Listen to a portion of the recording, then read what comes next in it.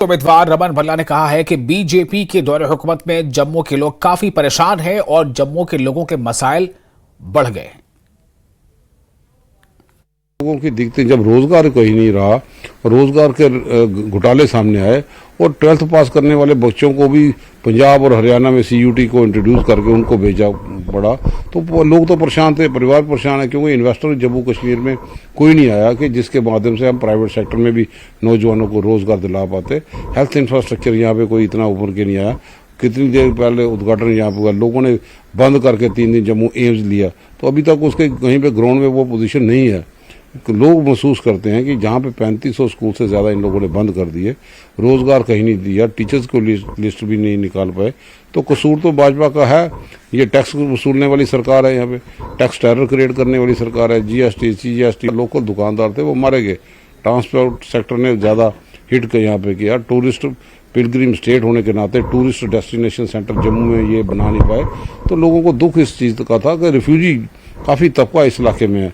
और Manmohan Singh ji joint parliamentary committee के माध्यम से 30 लाख रुपए की घोषणा यहाँ पे की थी, और भाजपा की सरकार ने डबल इंजन का प्रशासन है, रिफ्यूजीज को लाइटली लिया और 5.5 लाख तक उसको सीमेंट के रह गए। बाद में वन टाइम सेटलमेंट में दूसरे पैसे देने की बात कहने की, जब रिफ्यूजीज को नजरअंदाज करेंगे तो लोग तो गुस्सा प्रकट करेंगे। वो कह रहे हैं कि यहाँ पे बहुत सारे प्रोजेक्ट्स आए, यहाँ पे हमने इंफ्रास्ट्रक्चर है, चाहे रोड हो, रेल कनेक्टिविटी हो, उसको बढ़ाया। रियासी में जो रेल प्रोजेक्ट की बात कर रहे हैं, वो 4 लेनिंग की बात कर रहे हैं, एम्स की बात कर रहे हैं, आर्टिफिशियल लेक आया है यहाँ पे, बहुत सारी चीजों का हेल्थ आर्टिफिशियल लेक तो जनाब ये यूपी हमारी पिछली कोलिशन सरकार ने संग बुनियाद रखी थी।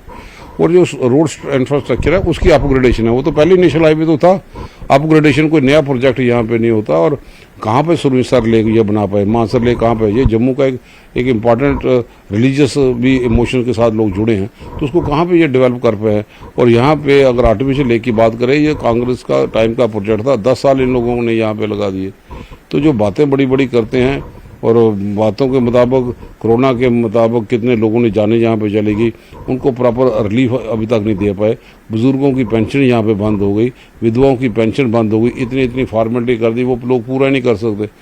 तो लोग ये पीपल फ्रेंडली सरकार के तौर पे इन्होंने काम नहीं किया, ये दुश्मन बन के लोगों के सामने यहाँ पे आए।